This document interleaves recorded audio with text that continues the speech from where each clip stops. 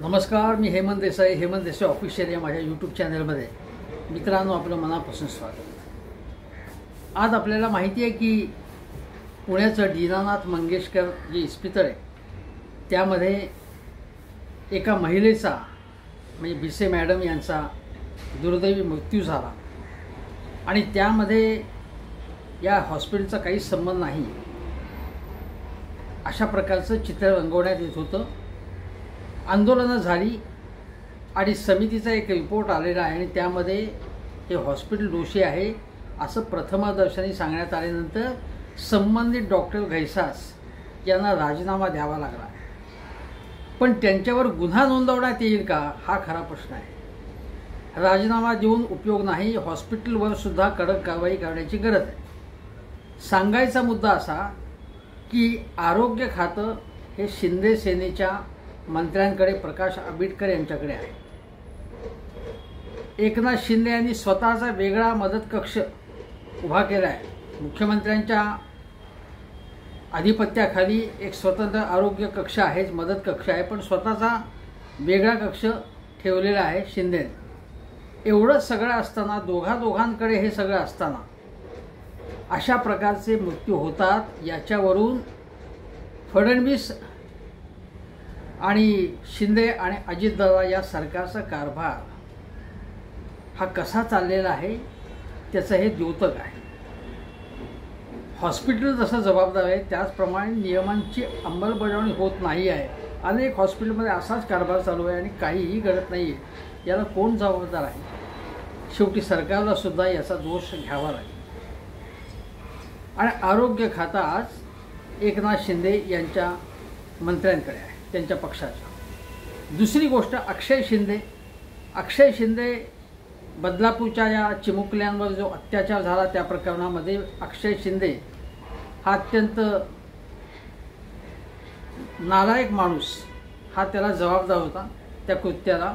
पण त्याला न्यायालयात संपूर्ण सुनावणी होऊन शिक्षा झाली असती तर ते अधिक योग्य ठरलं असतं, परंतु चकमकीत त्याला मारण्यात आलं आणि त्यावरती प्रश्न उपस्थित केल्यानंतर तुम्ही एक प्रकारे आरोपीची बाजू घेताय असं आमच्यासारख्या लोकांवर जे न्यायाची बाजू घेत होते,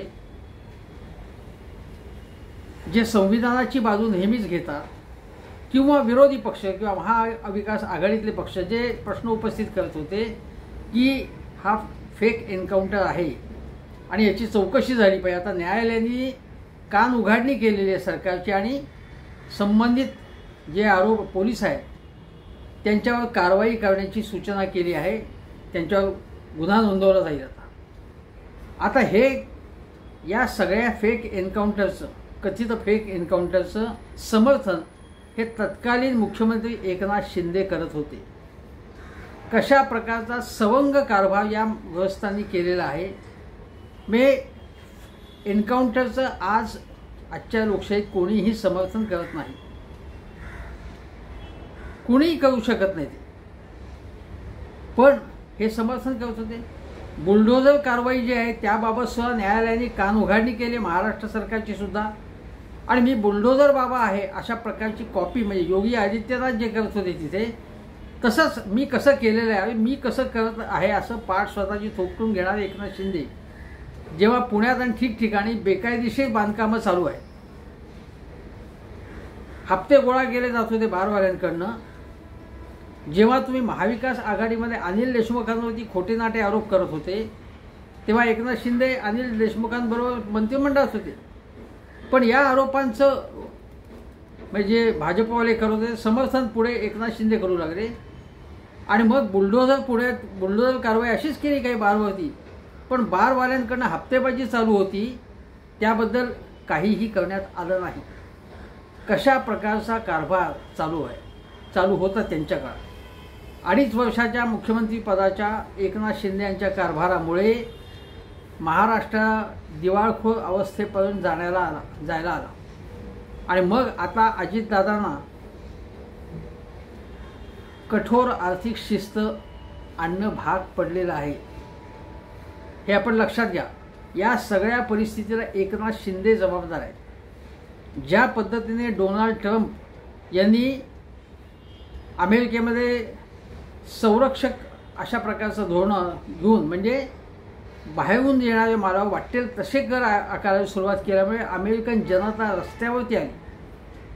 माझ्या मते महाराष्ट्राला दिवाळखोर अवस्थेपर्यंत आणण्याला जे जबाबदार आहेत एकनाथ शिंदे सरकार, आता ते उपमुख्यमंत्री आहेत, पण त्यावेळी जर लोक रस्त्यावरती आले असते, आंदोलन केलं असतं की हे अशा प्रकारची सवंग धोरणं नको आहेत आम्हाला महाराष्ट्राची अर्थव्यवस्था रुळावर येईल आणि सर्वसामान्य लोकांचं जीवन सुसह्य होईल अशी धोरणं पाहिजे आहेत.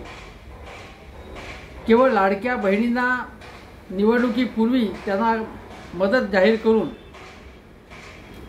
आणि मग ती मदत जी 1500 ते 2100 करायचं आश्वासन देऊन त्या आश्वासनाला हरताळ फासणारं फसवं लबाड सरकार लोकांना नको होतं.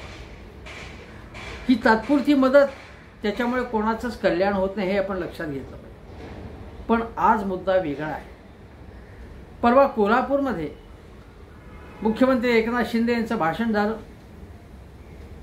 तिथे त्यांच्या पक्षाचे खासदार धैर्यशील माने आहेत, ते अगोदर उद्धव ठाकरेंनीच त्यांना संधी दिली होती. ते अक्षरशः कसे बसे निवडून आले. स्वतः एकनाथ शिंदे यांनीच आपल्या भाषणात चुकून बोलून गेले. हे वाचले म्हणून. ते कसे वाचले तर त्यावेळी एकनाथ शिंदे तिथे मुक्काम ठोकून बसले होते लोकसभा निवडणुकीच्या वेळी एका हॉटेलमध्ये, आणि तिथून कसे कसे व्यवहार चालत होते आणि कशी ठिकठिकाणी आर्थिक पैशांची बरसात होत होती हे सगळं लोकांना माहिती आहे. त्याबद्दल छापूनही आलेत काही बातम्या टेलिव्हिजनवरती सुद्धा बातम्या आल्या होत्या. मी नवं काही सांगत नाही. अशा पद्धतीने ते निवडून आले. म्हणजे केवळ पैशाच्या आणि सत्तेच्या बळावरती आपल्या माणसांना निवडून आणलं म्हणजे आपण लोकप्रिय आहोत असं नाही. एकनाथ शिंदेंना वाटत होतं की आपल्या चेहऱ्यावरती निवडणुका झाल्यात आपल्या नेतृत्वाखाली आणि मग आपणच मुख्यमंत्री होणार. पण मुख्यमंत्री ते झाले नाही. तेव्हापासून त्यांचा चेहरा अधिकच गंभीर व्हायला लागला. त्यांचं हास्य पूर्णच मावळलं. मग देवेंद्र फडणवीसांना समर्थन करायला लागलं की त्यांचा त्या पद्धतच अशी, प्रत्येकाचा स्वभाव वेगळा असतो. ते असेच आहेत आणि ते काही खूप वैतागलेले आहेत की मला मुख्यमंत्रीपद मिळालं नाही म्हणून. असं बिलकुल झालं नाही आहे. पण ते वैतागले आहेत, त्रासलेले आहेत. हे ते मधूनच गुप्त व्हायचे, ठाण्याला निघून जायचे किंवा आपल्या गावी शेती करायला निघून जायचे, याच्यावरून दिसून येते. मला हलक्यात घेऊ नका असं तेव्हा जे म्हणाले तेव्हा अजितदादांनीच सांगितलं की अरे हे तुम्ही कोणाला उद्देशून म्हणताय. म्हणजे फडणवीसांना तर उद्देशून म्हणत नाहीत. लोकांना वाटलं होतं की उद्धव ठाकरेंना उद्देशून ते म्हणतात. पण अजितदादांनी टोमणा मारला की तुम्ही देवेंद्र फडणवीसांना सांगताय का मला हलक्यात घेऊ नका. आणि मग प्रत्येक गोष्टीसाठी हट्ट जाऊन बसणं, रुसणं, अशा प्रकारच्या गोष्टी सुरू होत्या. एवढं करून हे गृहमंत्रीपद नाही मिळालं. उपमुख्यमंत्री पदावरती समाधान मानावं लागलं. अगोदर वाटत होतं एकनाथ शिंदेनी की आपल्या दिल्लीमध्ये आपली वट आहे. मोदी शहा हे आपल्याला फोन करतात वाढदिवसाला, आपण त्यांना केव्हाही जाऊन भेटू शकतो, आपला फोन उचलतात ते. आणि त्यामुळे देवेंद्र फडणवीसांच्या डोक्यावरून आपण थेट त्यांच्यापर्यंत हात फिरवून त्यांच्यापर्यंत पोचलेलो आहोत. देवेंद्र फडणवीसांची आपल्याला गरज नाही. प्रत्यक्षात त्यांना असं वाटत होतं की आपणच मुख्यमंत्री होणार. त्यांचे सहकारी म्हणत होते, पण तसं झालं नाही. फडणवीस मुख्यमंत्री झाले आणि फडणवीस कोणाचं कधी गेम करतील सांगता येत नाही. पंकजाताई मुंडे जेव्हा म्हणाले की मीच जनतेच्या मनातली मुख्यमंत्री आहे, तेव्हा मग पंकजा मुंडे यांना कसं कोपऱ्यात ढकलण्यात आलं 2014 ते 2019च्या काळात हे लोकांनी बघितलेलं आहे. कोल्हापूरच्या सभेमध्ये धैर्यशील माने म्हणाले की जनतेच्या मनातले मुख्यमंत्री एकनाथ शिंदेच आहेत. आज जरी ते उपमुख्यमंत्री असले तरी ते लाडक्या बहिणींचे खूप लाडके आहेत. एवढंच नव्हे तर जगामध्ये गुगलवरून सगळ्यात सर्च झालेले ते आहे. तरुणांच्या हृदयात अत्यंत त्यांना स्थान आहे, एवढी चमचेगिरी करत होते हे धनंजय, हे धैर्यशील महाले की ज्याचं नाव ते. इतकी लाचारी कशामुळे एवढी लाचारी करावी लागते विचार करा. या सभेमध्ये एकनाथ शिंदे म्हणाले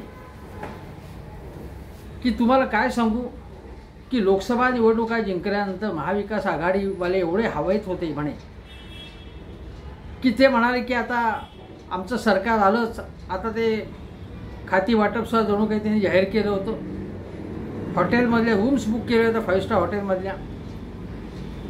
आता 5 स्टार हॉटेलमधल्या रूम्स बुक केल्या होत्या त्या मला वाटतं काँग्रेसनी, आणि त्याचं कारण होतं की हे पैसे देऊन, खोके देऊन लोकांना खरेदी विक्री करण्यामध्ये एक्सपर्ट आहेत महायुतीवाले. आणि खोकेवाले कोण आहेत तुम्हाला माहितीच आहे. आता हे शिंदे गट हे गेले तेव्हा 50 खोके एकदम ओके, हे त्यांना चिकटलेलंच आहे त्यांच्या कपाळावरती, ते सगळं हे लिहिलेलंच आहे, 50 खोके एकदम ओके.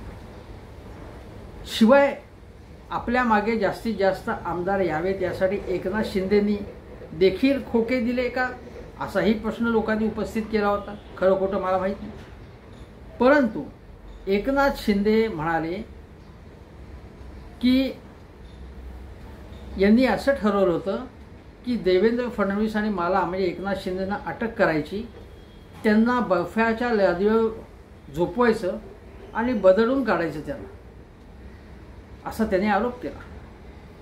यापूर्वीसुद्धा असा एकदा आरोप केला होता, पण कोल्हापूरमध्ये पुन्हा आरोप केला.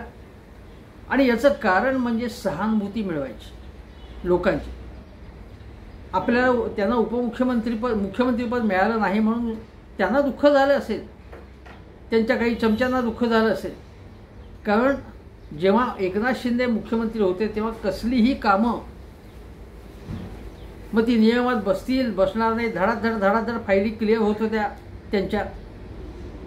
मग लोकांचं काही खजिना लुटला जावं त्यांना काहीच पडलेली नव्हती. आमची कामं पटापट करा, फायली आमच्या क्लिअर करा, आणि एकनाथ शिंदे पटापट कामं करत होते आपल्या चेहऱ्या चपाट्यांची. ती सार्वजनिक हिताची कामं कितपत होती हा प्रश्न आहे.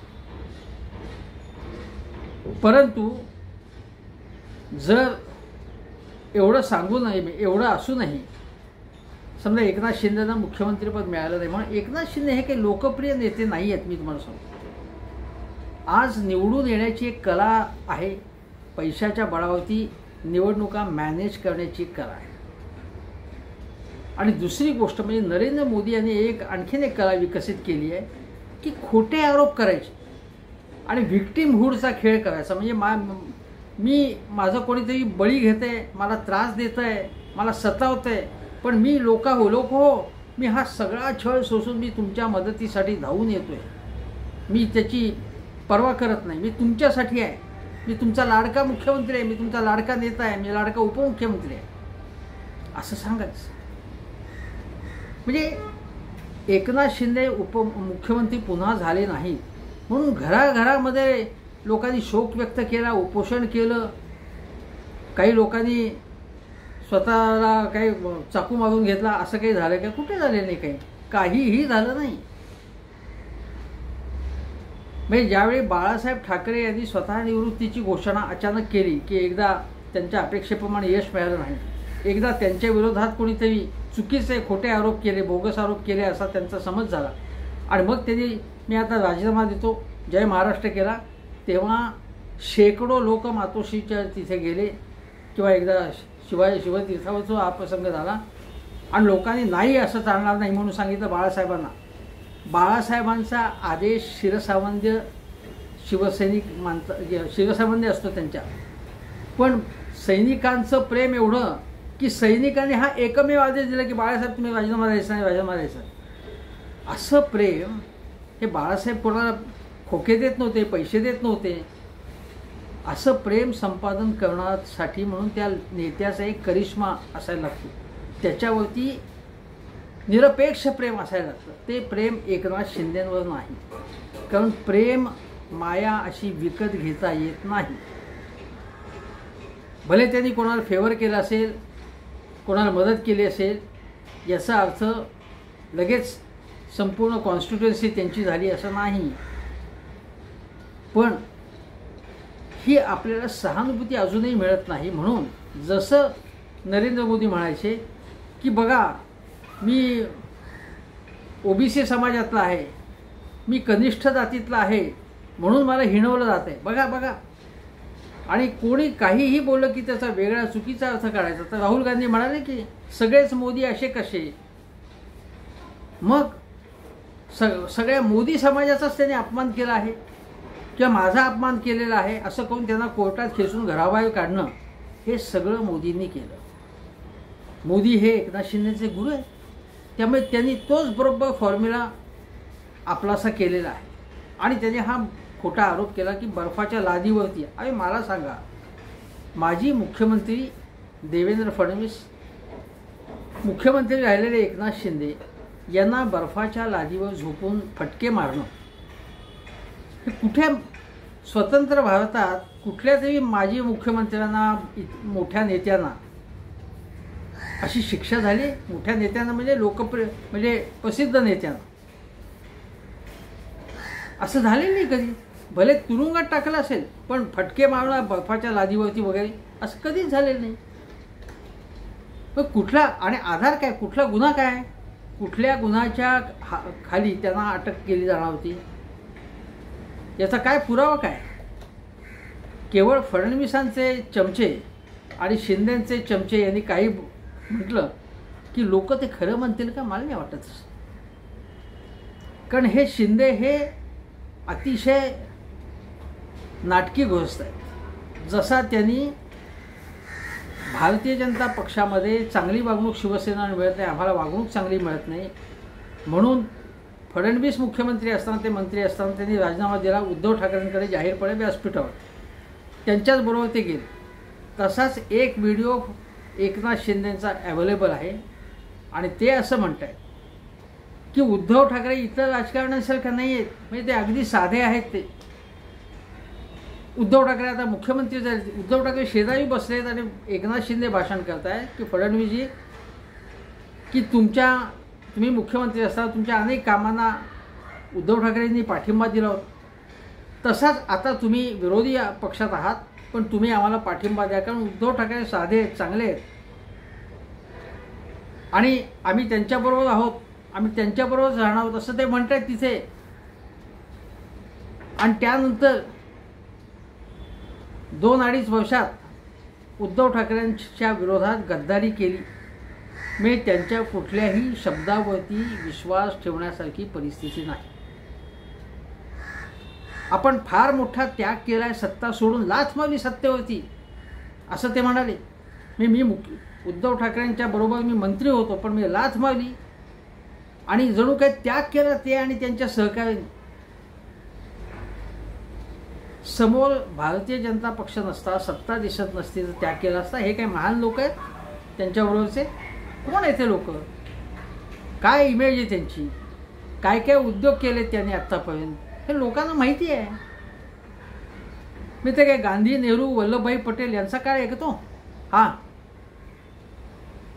काय वाटेल ते बडबडतात काही लोक.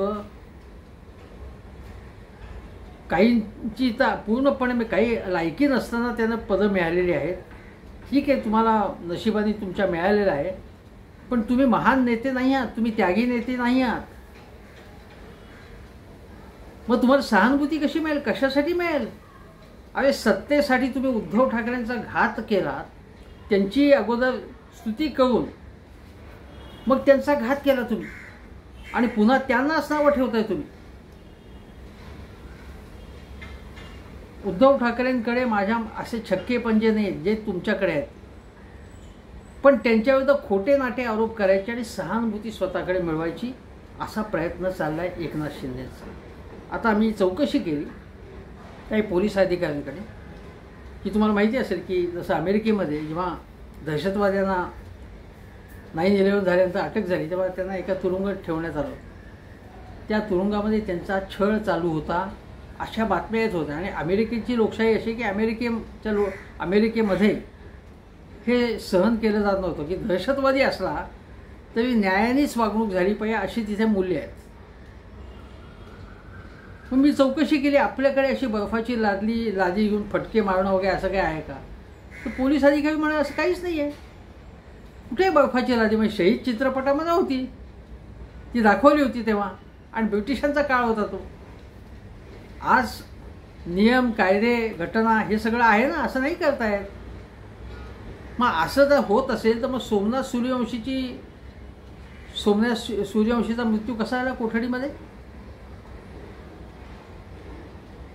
या प्रश्नाचं उत्तर या सरकारला द्यायला लागेल.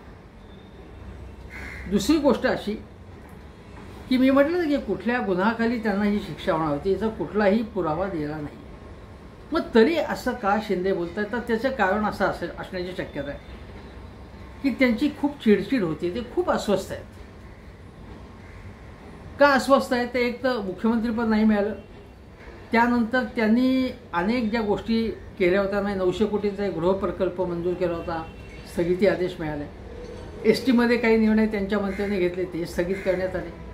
सिडकोमधनं संजय शिरसाट त्यांचे सहकारी, त्यांची उचलबांगडी झाली तिकडनं. नंतर मुंबईतल्या रस्त्यांच्या कामावरती मिटिंग लावावी लागली त्यांना, कारण इतके आरोप झाले तिथे, भ्रष्टाचाराचे तुडुंब आरोप झाले. अशा अनेक गोष्टी. नंतर जे काही PM म्हणून नेमायचे होते त्यांच्या मंत्र्यांना, त्यापैकी अनेक जण रॅकेटियर्स होते, बोगस होते, बदमाश होते, आणि म्हणून अशांची नावं फडणवीसांनी क्लिअर केली नाहीत. त्यांच्या काही प्रकल्पांना स्थगिती आदेश मिळाले, काहींच्या मागे चौकशी लावण्यात आली. हे सगळं झालं आणि त्यामुळे एकनाथ शिंदेची चिडचिड वाढली, अस्वस्थता वाढलेली आहे. 2.5 वर्ष मजा करायला मिळाली, भरपूर भोगायला मिळालं. केव्हाही हेलिकॉप्टर घ्या, गावाला जायचं, शेती करायची. मी लोकांपर्यंत जातो, मी लोकांचा मुख्यमंत्री, मी जनतेच्या मनातला मुख्यमंत्री, स्वतःची पाठ थोपटून घ्यायची. हे सगळं चालू होतं. कोणीही कुठलंही काम घेऊन यावं, मी करतोय, यांचं काय जातंय, आपला पैसा जातो याच्यामध्ये. आता त्यापैकी काही कामांची फडणवीस चौकशी करते, म्हणजे त्यांच्या एकूण सगळ्या नाड्या आवळल्या आहेत फडणवीसांनी. त्यामुळे चिडचिड वाढलेली त्यांची. विधानसभेमध्ये तुम्हाला सांगितलं गेलं आहे की BP वाढला होता त्यांचा, इतके चिडले होते ते.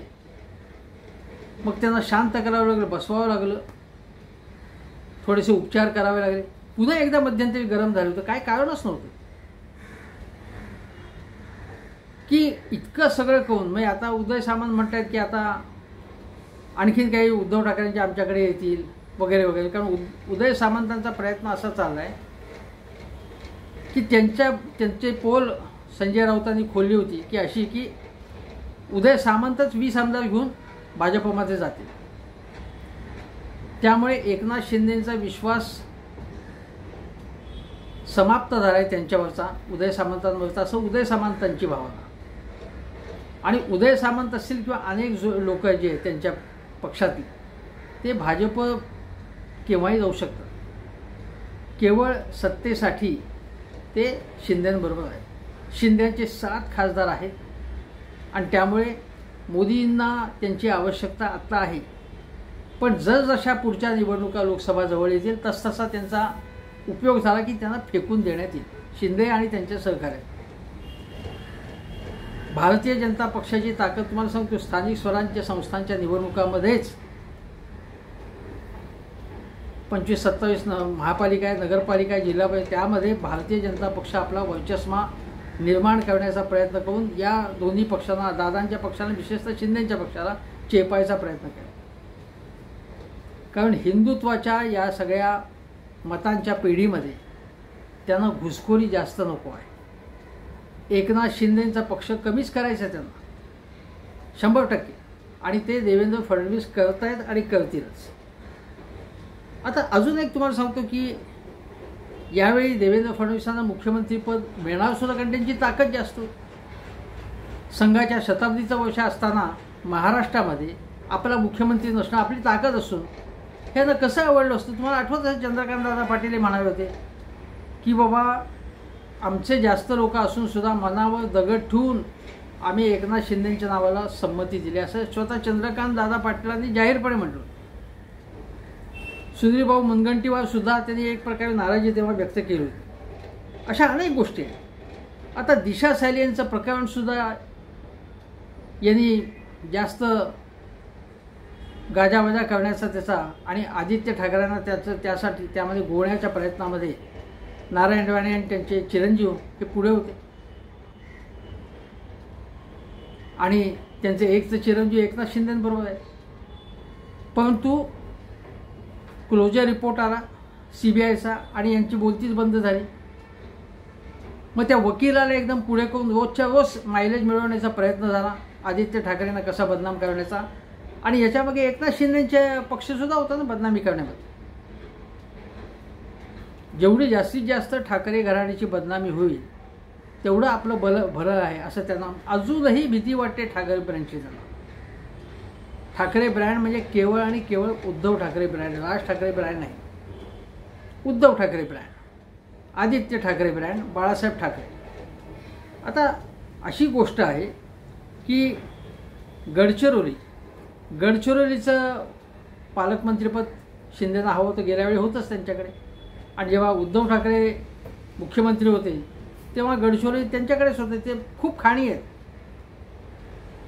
आणि त्यावेळी त्यांना त्याच्यामध्ये नक्षलवाद्यांचा उद्धार करण्यापेक्षा या खाणींमध्ये कंत्राटांमध्ये रस आहे. फार मोठ्या प्रमाणात वाहतूक होते, त्याच्यामध्ये लोकांचे हितसंबंध असतात हे लक्षात घ्या.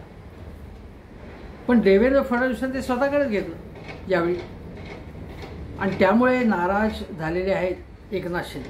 बघा, एकनाथ शिंदे हा राजकारणातला भांडवलदार माणूस आहे. भांडवल संचय करणं, भांडवल वाढवणं हे त्यांचं मेन उद्दिष्ट असतं. समृद्ध गट येतो, तुम्हाला माहितीच आहे. त्यामुळे ती नाराजी आली. आणि ते काय म्हणाले होते की गडचिरोलीमधल्या नक्षलवाद्यांचा मी सफाया केला आणि त्यामुळे माझ्या जीवाला धोका आहे. पण उद्धव ठाकरे मुख्यमंत्री असताना, मी मंत्री असताना मागूनही मला संरक्षण मिळालं नाही. आणि आपल्याला जो आरोप करायचा तो आणखीन वाढवायचा असेल, त्याचं वातावरण निर्माण करायचं असेल तर चेला चपाट्यांना सांगायचं. म्हणून शंभूराज देसाई तेही म्हणाले की मी सांगूनही त्यांना प्रोटेक्शन मिळालं नाही. मी गृहराज्यमंत्री होतो. एकनाथ शिंदेंनी स्वतः सांगितलं. माझी माहिती अशी आहे की एकनाथ शिंदेंना कोणाचाही धोका नव्हता नक्षलवाद्यांचा. मी तुम्हाला सांगतो की कोणाला धोका असतो की जो काहीतरी कडक कारवाई करेल त्यांना. आता हा सहानुभूती मिळवण्याचा प्रयत्न. पोलीस अधिकाऱ्यांकडून मिळालेल्या माहितीनुसार असा कुठलाही धोका एकनाथ शिंदे नव्हता. तरी देखील माझ्या माहितीनुसार उद्धव ठाकरे मुख्यमंत्री असताना त्यांना संरक्षण दिलं Z+. आणि होतच त्यांना संरक्षण. काही करून त्यांना संरक्षण दिलं त्यांनी. पण मला संरक्षण दिलं नाही आणि हा मला मारण्याचा डाव होता असं बेफाम आरोप करण्यात आले. त्याला काहीही आधार नव्हता, कुठलाही आधार नव्हता त्याला. पण सहानुभूती मिळवायची, सिंपती मिळवायची आपल्याला. कारण लोकांच्या समोर आपली इमेज वाईट आहे ती चांगली करण्याचा प्रयत्न. आतून काहीतरी माणसाला जाणीव होत असेल, काहीतरी पापाची जाणीव असेल,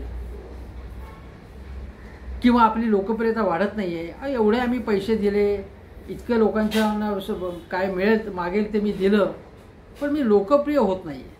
माझा पक्ष टिकेल की नाही, माझ्याबरोबरचे लोक माझ्यावर राहतील की नाही, अशी एक भीतीची जाणीव असते. तुम्हाला सांगतो की अनेक नेते जरी स्वतःला शक्तिशाली आणि पॉवरफुल मानत असले तरी आत अशी एक भयाची जाणीव असते. तशी हिटलरलाही होती. हिटलरचा काळ कसा होता, शेवटचा काळ तुम्हाला सांगतो की कसा होता, एक भयाची जाणीव होती. मी एकनाथ शिंदेंना चांगलं आरोग्य लाभो, दीर्घ आयुष्य त्यांना लाभो, चांगलं आरोग्य लाभो अशी मी प्रार्थना करतो. कारण ही अशा प्रकारची मी कोणाबद्दलही इच्छा, त्यांना जास्तीत जास्त जीवन त्यांना जगायला मिळेल. पण त्यांनाच त्रास होईल की या अस्वस्थता असेल लोकांबद्दल. मग कधी कधी काय होतं की अरे आपलं हे टिकेल की नाही म्हणून आपल्या आसपासच्या लोकांबद्दल हा माणूस संशय घ्यायला लागतो. आणि अशी स्थिती हळूहळू होऊ शकते एकनाथ शिंदेची. ती त्यांची होऊ नये अशी सदिच्छा आम्ही व्यक्त करतो. कारण मनात एक भीती आहे त्यांची, असं मला सारखं जाणवतं मनात. ही भीती असेल माणसाच्या, आपलं काय होणार, अनिश्चितता असेल कुठेतरी. सत्ता आपल्याला मिळाली नाही, सत्ता किती दिवस राहते कोण जाणे, असं मनात असेल तर माणसाचं मन सैरभैर होतं. हे चांगलं नाही. एकदम ते संतापतात आणि मध्येच म्हणतात की मी काही बोलत नाही, मी कामातनं उत्तर देतो. कामातनं वगैरे काही उत्तर देत नाही. ते उद्धव ठाकरेंवरती रोजच्या रोज आरोप करत असतात, नाव न घेता. आणि ते म्हणाले आणि म्हणून असं करून ते व्यवस्थित त्यांना टोमणे मारत असतात उद्धव ठाकरेंना, किंवा त्यांच्यावरती नाही ते आरोप करत असतात, किंवा त्यांच्या पक्षावरती आरोप करत असतात. देशाची प्रगती विकासाशी काही संबंध त्याचा. आणि हे आरोप ते करत असतात सतत, तरी देखील सहानुभूती मिळत नाही. हे कशाचं लक्षण आहे? अचानकपणे संतापणं हे कशाचं लक्षण आहे? आणि माझं म्हणणं आहे की जे काही तुम्हाला आरोप करायचे करून टाका ना तुम्ही. उद्धव ठाकरे किंवा त्यांच्या पक्षावरती करा जे काय बोलायचं ते.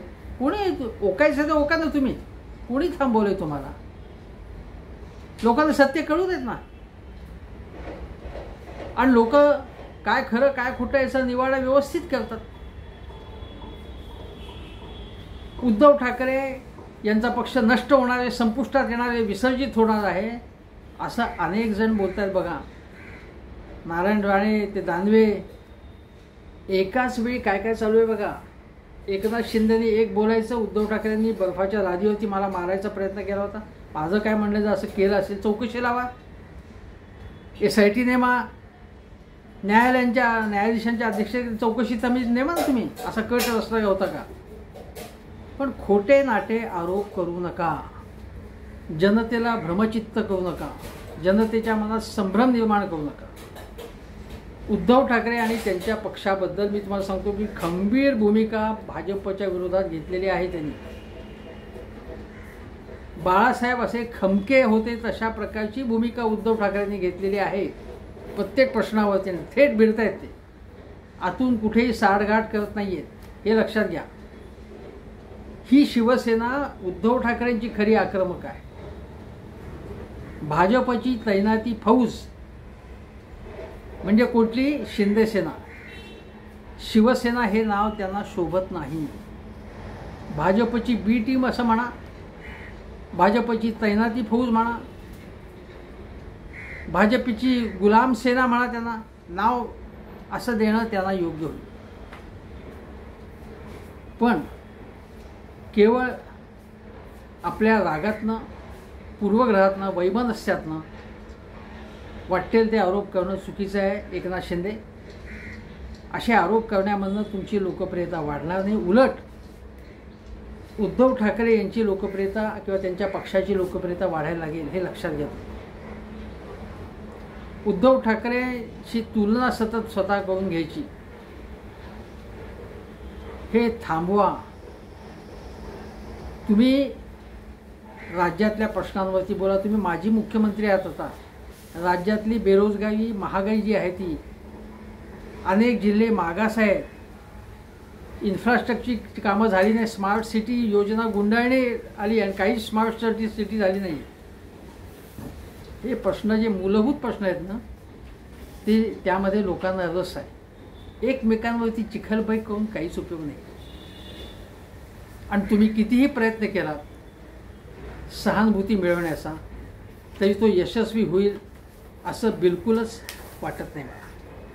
मी असं म्हणेन की तुम्हाला जर शांतता हवी असेल तर तुम्ही इगतपुरीला विपश्यनेसाठी जा, किंवा मोदींचा एक काय म्हटलं आदर्श डोळ्यासमोर ठेवा. केदारनाथला जा, गुहेत बसा त्यांच्याप्रमाणे. किंवा एक सोपा उपाय सांगतो, डोक्यावर बर्फ ठेवा, शांत भाषा, मन शांत, चित्त शुद्ध होईल, मन शांत राहील. ध्यानधारणा करा, म्हणजे तुमची प्रकृती चांगली होईल. तुमच्या प्रकृतीसाठी शुभेच्छा देतो मी. आणि इथेच थांबण्यापूर्वी हेमंत देसाई ऑफिशियल हा माझा यूट्यूब चॅनल जरूर बघा. शेजारचं बेल आयकनचं बटन दाबून सबस्क्राईब करा. धन्यवाद.